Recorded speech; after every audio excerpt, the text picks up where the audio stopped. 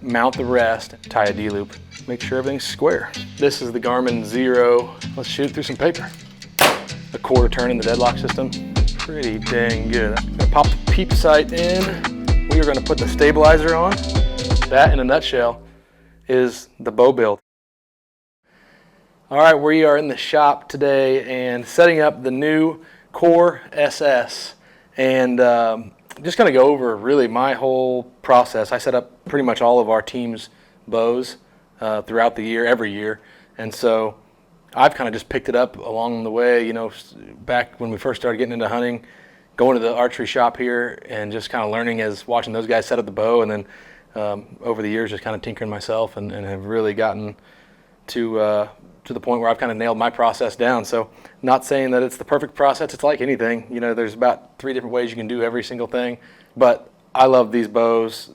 They're extremely, extremely tunable. And when it comes to perfection and getting, you know, the arrow coming out of the bow perfectly, these bows have just a really good ability to lock them in and tune them. And a lot of their technologies they put on these bows more recently allow you to do it without even having a bow press. Obviously, I have a bow press and all the tools to do that, but yeah, it's cool. Like the time lock feature, the deadlock feature. They let you tune it without having the bow press. But when I get a bow, usually the first thing that I do is mount the rest and try to get it to center shot. You know, set your nocking point and get everything squared away with the arrow. So that's kind of the first process that I like to do with the bow. On this bow, we're putting the new ripcord ratchet arrow rest. It's a cable-driven rest. I like limb-driven rests. I like cable-driven rests. The number one thing I like is full arrow containment. So some of the limb-driven rests don't rise up until you draw back, so they have other things to contain the arrow. But this is the new ratchet from Ripcord, and I've already installed a couple of these, and they are really streamlined, really slick, super easy adjustable. And this is the IMS version, which is pretty cool. All of the new, or most of the new Bowtech flagship bows have the IMS, integrated mount system is what it's called, and the rest just clips to the back of the riser there, so you don't have to worry about it being square and don't have to worry about it moving up and down. It locks in tight to the back of that beaver tail. So we're going to stick this bow in the bow vise and mount the rest.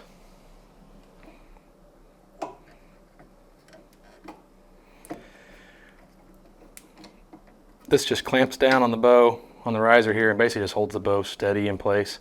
It's got one of those multi-angle arms. I don't know what the technical name for it is, but you can just unlock it, get it kind of where you want it, lock it back in place, and it's pretty stout. So now,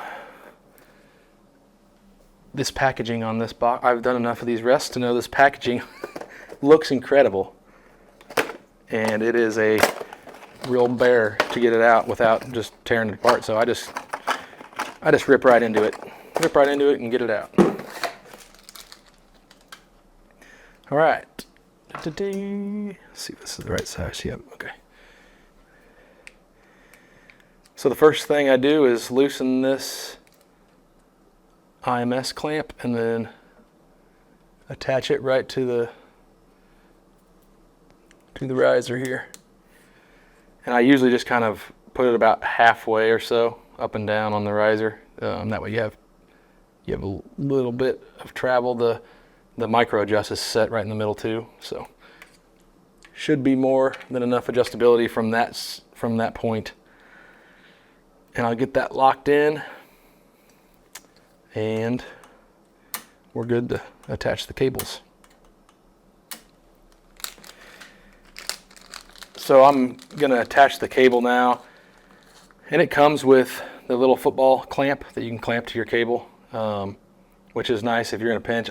I like to just put it in the bow press and actually tie it into the bottom of the serving there. So what I'll do though is I'll go ahead and get it set, or get it in this ratchet arrow rest. And one of the cool features about this arrow rest is it has the cable just takes up through the side here. So I just loosen that screw, and all that does is pinch the cable down, and you slide this in here, and I'll just leave some slack on it for now until I get it set. So just gonna snug that in there for now, and then I'm gonna put it in the press it down, and run the cable through the bow cable.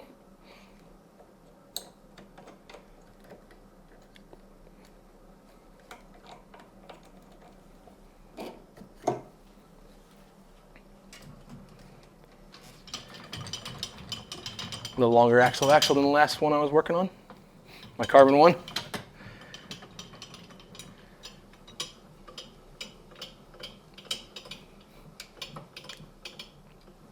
Just gonna press it down, get the pressure off of this, and then I'll this cable's got some twist in it, so I just untwist it a little bit and split that cable in half, and then I'll just run this through there.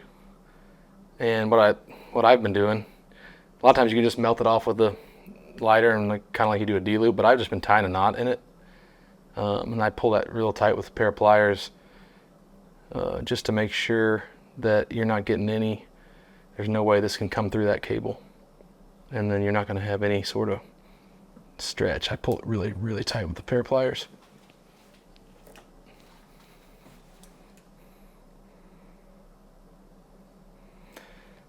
And like I said, you can do the football thing on there, and they come with them for a reason. I mean, they're super easy. The less stuff I put on my string, the better.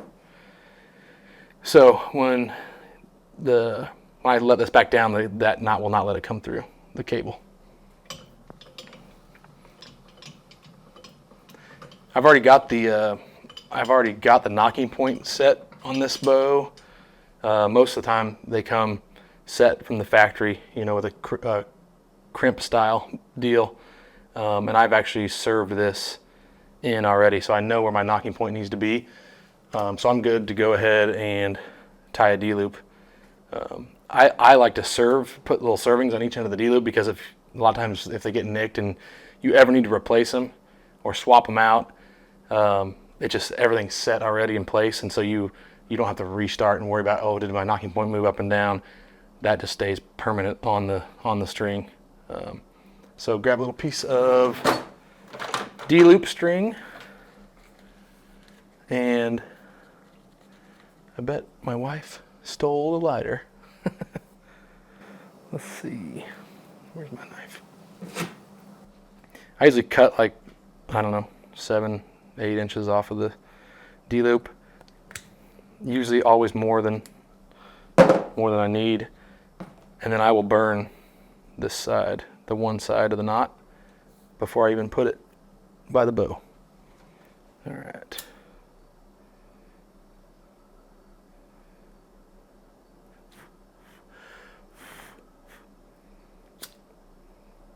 You want that knot to get mushroomed out pretty good. That way it can't slide back through the knot. When I put the D-loop on, one thing that I like as a right-handed shooter is to have, if you have any sort of twist or cant in your release, a lot of guys shoot thumb release, that cant is left to right. So to do it on this left side, you'll start with the knot on that side, and you'll wrap around the back side, then down on the opposite side of your string, and push back up through the inside of that knot. And then what I'll do is I'll snug that down all the way to where that mushroomed out knot kind of gets locked into place there. And I'll slide it down to the knocking points that I have tied, and just get it nice and snug. And then when you go to tie your other knot, it really determines on how long your D-loop, how long you want it to be. I know it just depends on what style of release you're shooting. One thing for me is I always try to get it as short as possible, because you're getting added draw length with a longer D-loop. And you're not getting any of that power. So I like to have the D-loop as short as possible, but you don't want it too short where you can't get your release clipped onto there. So like if you have a double caliper release where you need some space between the arrow and the D-loop, you don't want it too tight either. So it's just kind of a personal preference thing. But once you tie the knot and you go to stretch it, it'll have some stretch to it. So I usually tie it to where it's going to look like it's going to be too small or pretty snug, and then and we'll stretch it out from there. So do the same thing on the opposite side. And then I'll try to pull some of that slack out and snug it down by pulling this tag end nice and snug.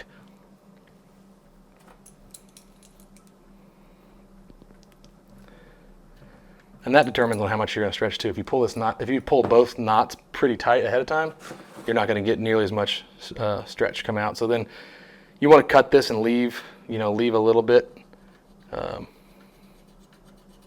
so you can burn your other knot. You got to be careful here not to melt the inside of your D-loop string. A lot of times too, I'll just take this blade and put it in between there to make sure that doesn't happen when you're lighting it. We're just going to melt that down a little more. See that flame getting close to the...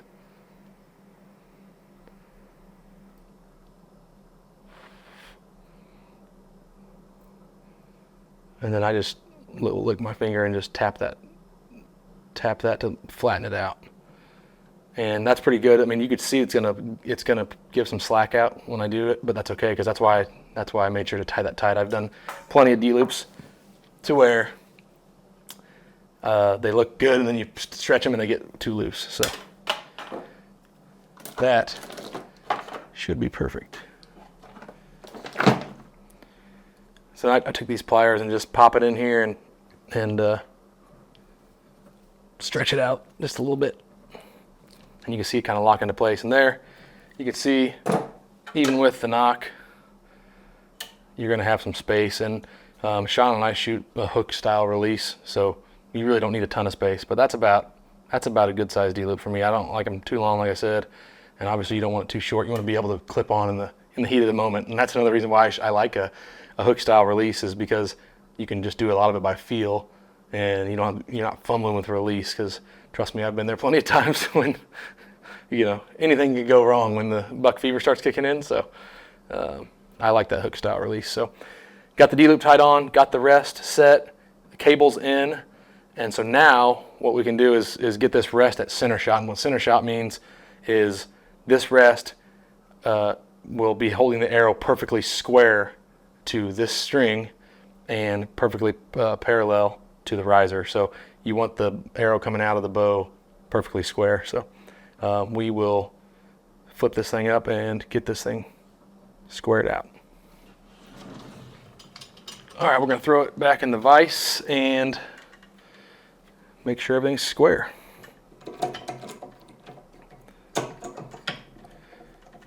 There's different ways you can square, get your rest square. I have a bubble level that I'll use sometimes, and then I can also use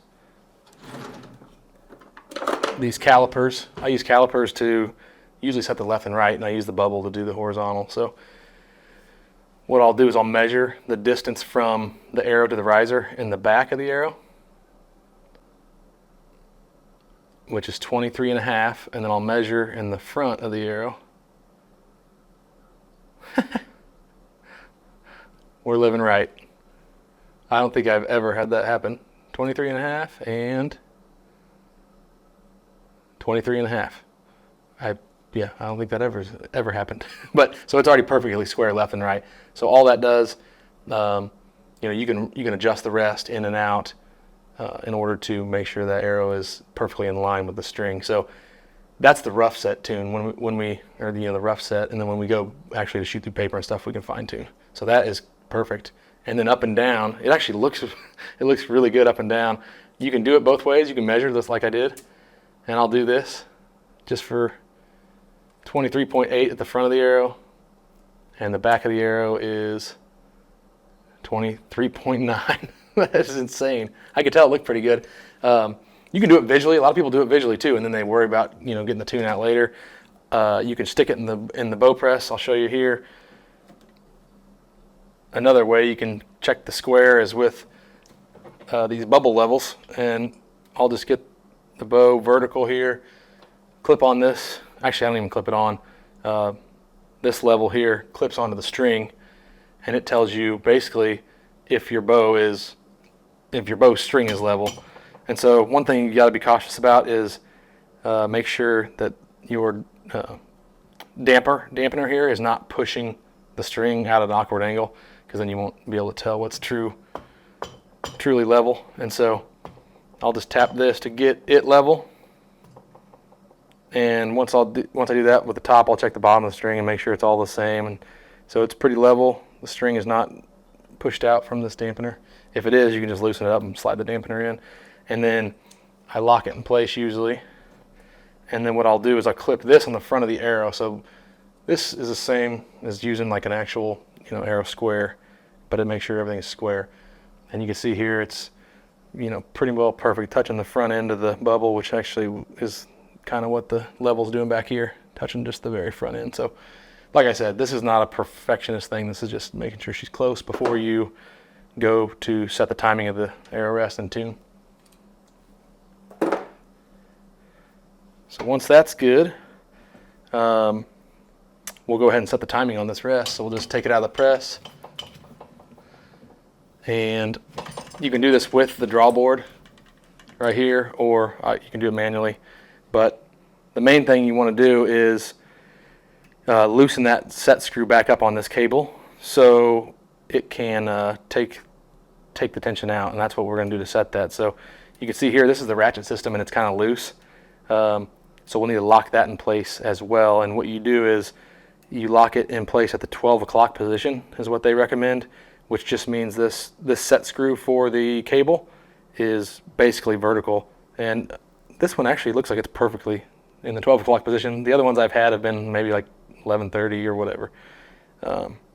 But the crucial part is you want this in the 12 o'clock position, and you want to loosen this up so it will let the cable slide through as we come to full draw. So the rest is the ratchet is in the 12 o'clock position, so I'm going to go ahead and lock that down in the 12 o'clock position. So it's locked down. I'll loosen this, and you want some tension on it because you don't want it to come pull too much slack out,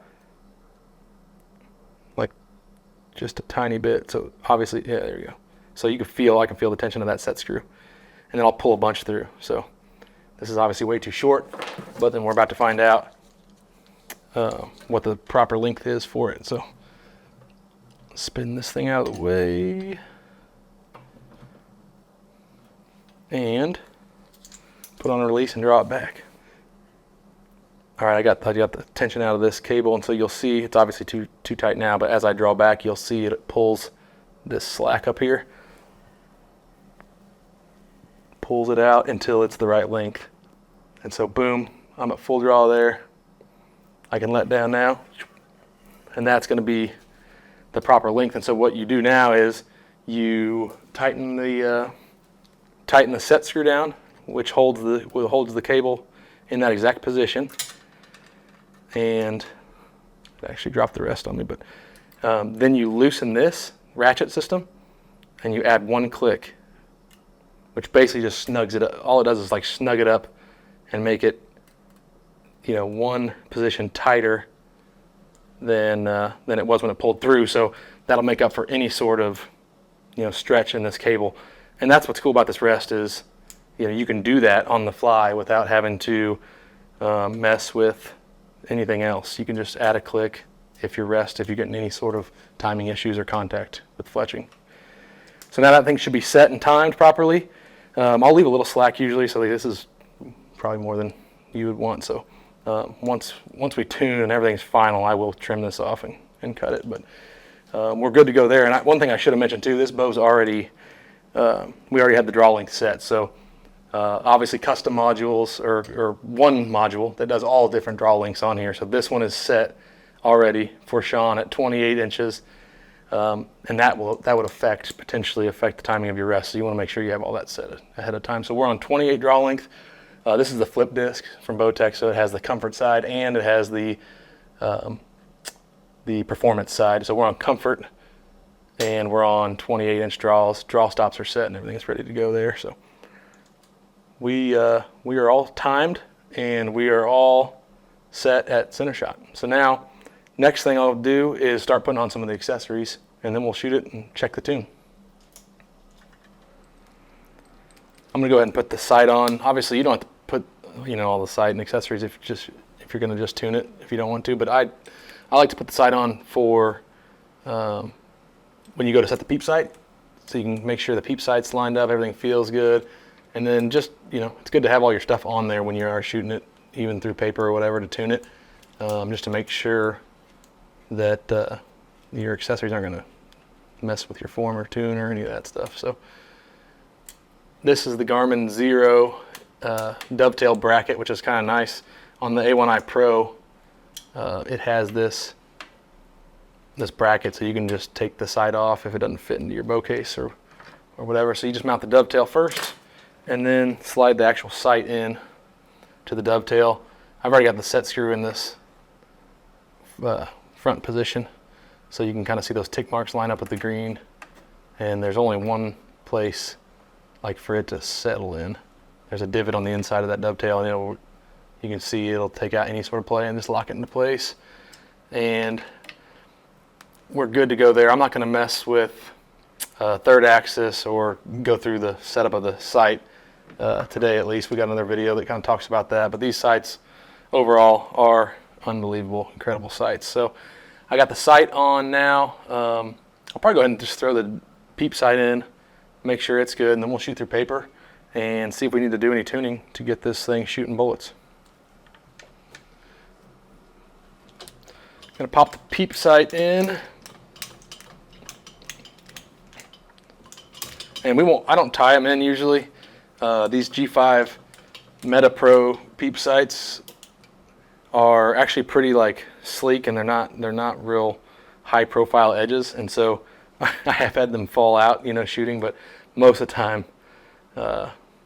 you don't need to tie it in, at least at first, and then I'll tie it in later once we get everything set and you get out and make sure. So same thing as earlier, just with that cable on the rest, you just split the screen or string and then drop the peep sight in and let the pressure back off. And then as I let the pressure back off, I like to kind of just make sure the string is seated snugly in that peep sight. Here you can kind of see the D-loop kind of twisting on us here. Or you can kind of see it's in a straight left position, so I'll straighten that out. I haven't, like I said, I did snug it down, but I haven't gotten it so tight to where it won't move. And I always like to try to get that in line with the peep. Obviously, if it gets crazy out of whack, you can add twists to your string to bring that over. But usually, you can get it pretty close by just twisting that D-loop. Let's shoot it through some paper.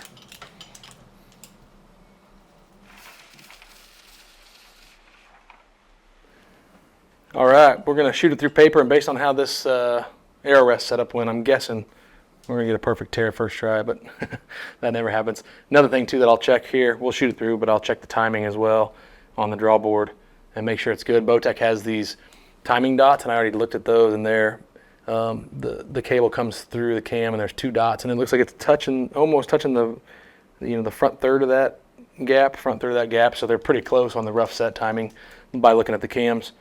And but if there's anything major off, you'll feel it at full draw, and we can check it for sure on the draw board. Feels pretty solid. Let's just shoot one through and see where we're at.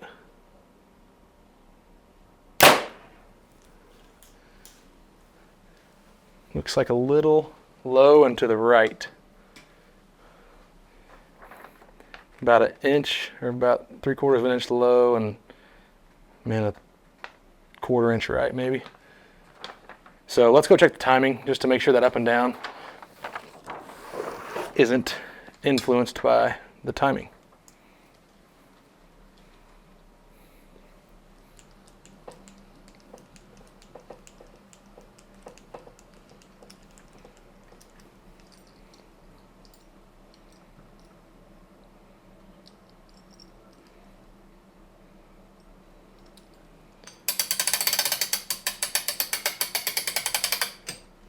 This drawboard is really nice. It just basically cables it back, but it has a ratchet system so it can't come back on you.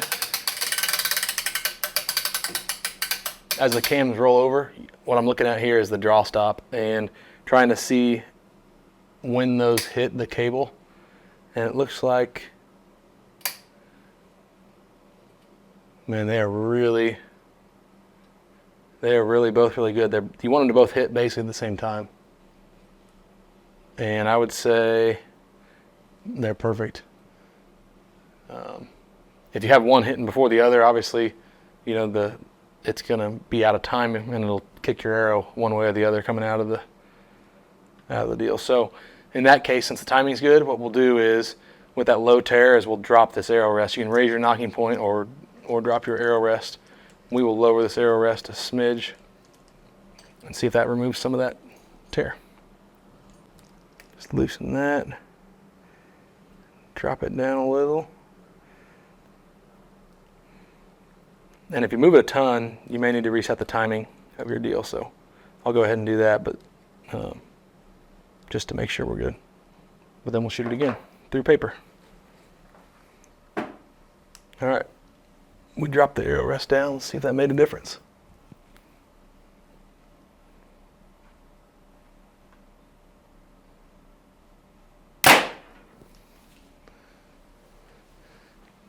Definitely better. But still a little bit low right. Let's go ahead and make the deadlock adjustment for the cam to try to get that right tear out. It's so slight, I'll probably do and that should bring it out.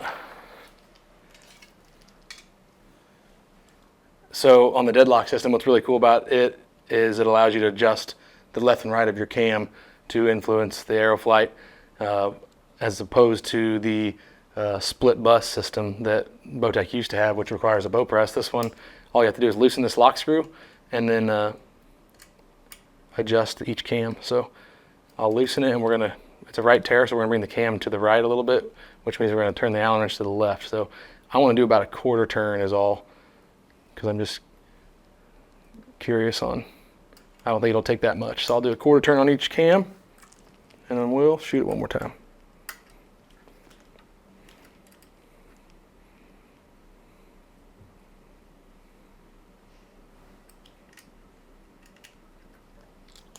That easy. Sometimes it's weird how you make one adjustment and you may adjust for like the left and right, and then it may also hinder, affect the vertical tear.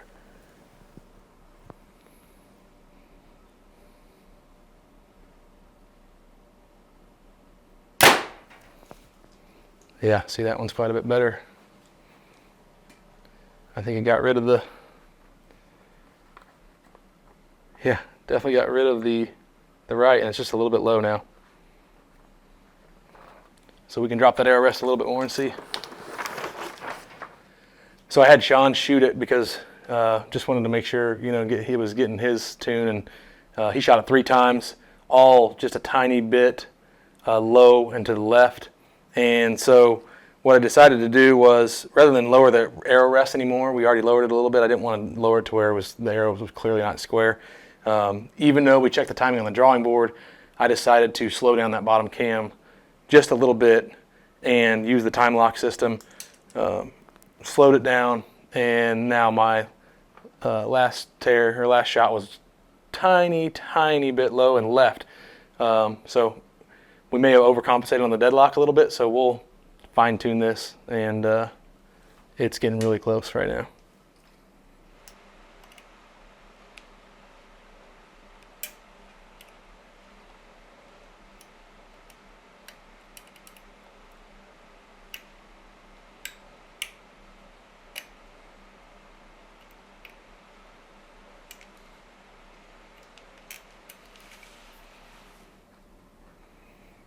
All right, let's see if that those little tweaks did it.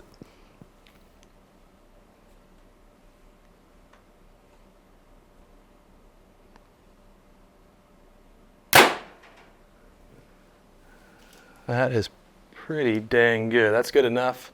That is close enough for me shooting your bow. You can kind of see the, yeah, if anything, now, I mean, I don't know, that's pretty dang good.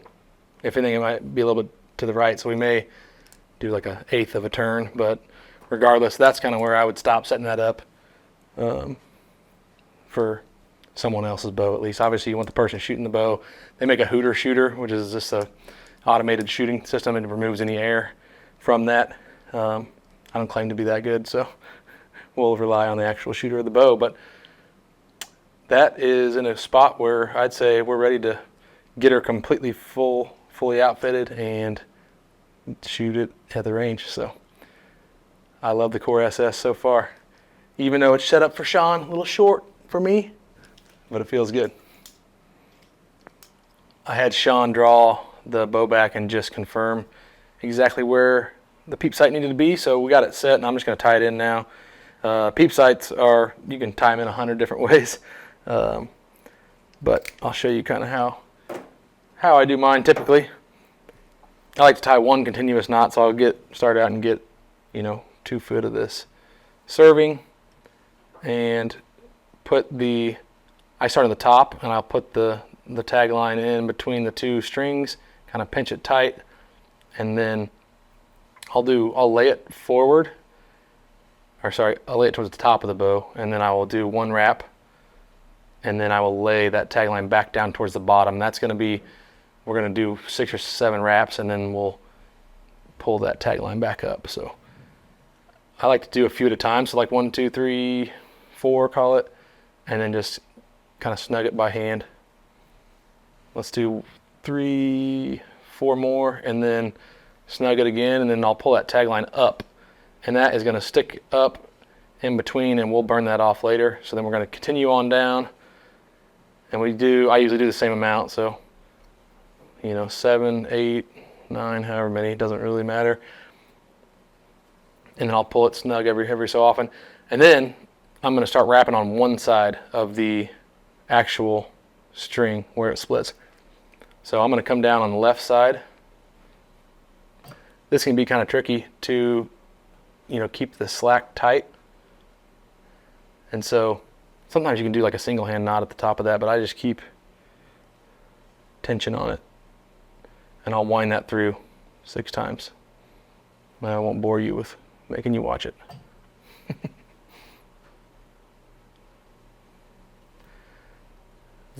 Time lapse time.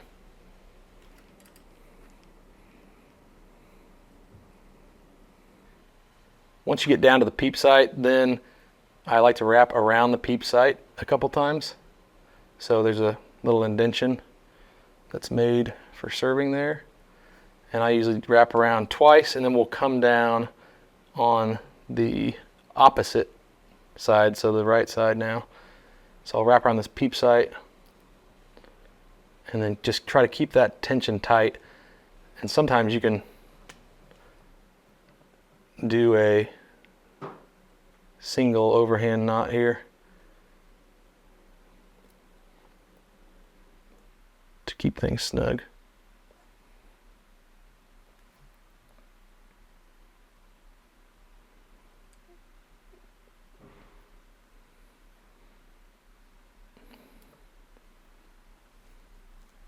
And now we're just going to do the same exact thing on the right side.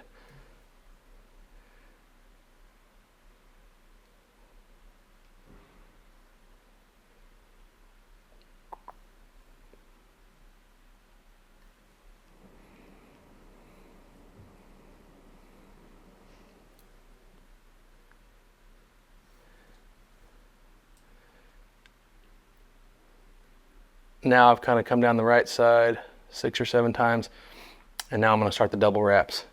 So I'm going to start off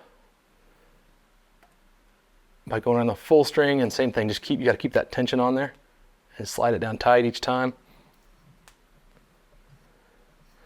I do a few wraps, snug it tight, a few wraps, snug it tight. And this is kind of the tricky part here. So what we're going to do now that we're halfway down on the bottom side, we're going to take the string, go across this back side here, and I'm going to keep tension here, and I'm going to pinch pinch it. I'm adding loops on the inside here, and I'm going to take these loops back off as we finish the knot. And if you guys, we have a more detailed video that shows exactly how to do this.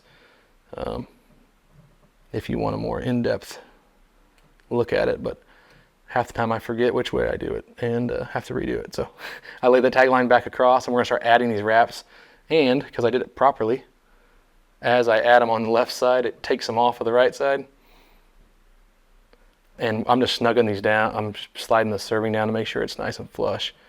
And so these wraps are coming off, and I'm trying to, same thing, keep tension, wrap, keep tension, and we're down to the last one. And then all you have to do is grab this tagline that's in the middle, and that's going to pull that slack out. So I just keep tension, slide this slack out, and then it's going to pull back tight. And that kind of finishes the knot and locks everything in place. Cut off the end, and you can melt each side. So I'm going to lock this in place.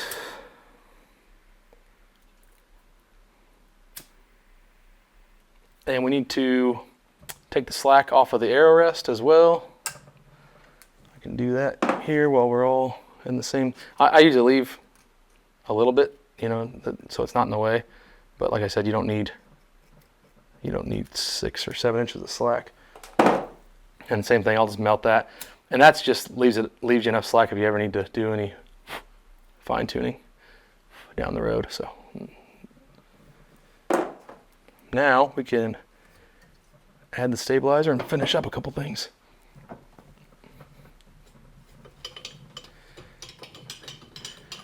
Last couple things, we are going to put the stabilizer on, and this is the center mass stabilizer, and has our bow ready stand attachment already on there from Sean's previous bow setup.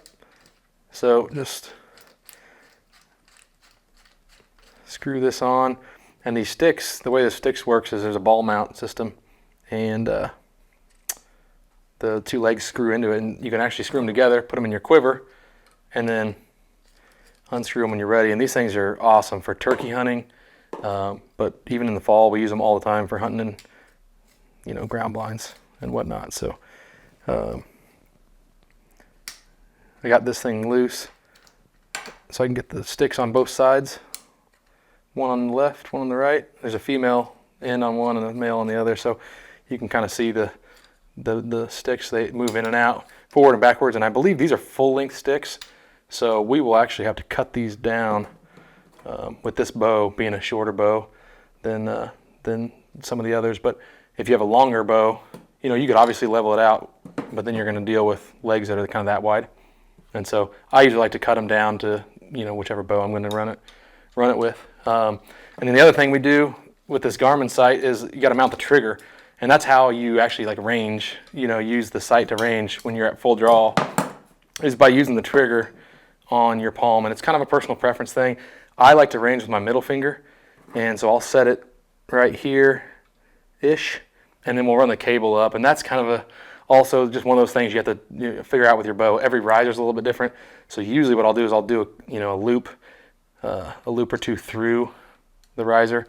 And the new A1i Pro actually has the ability to disconnect the cable with the A1 and the A1i. It's not detachable, so you have to just run the button through.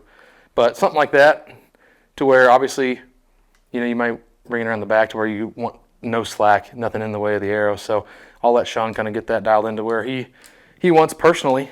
But other than that, we were ready to take it and get it sighted in. So this thing set up really nicely, smooth, shoots well, and with the Garmin Zero A1i Pro, it'll take no time at all to get it sighted in. So that, in a nutshell, is the bow build. Kind of go through the basic steps.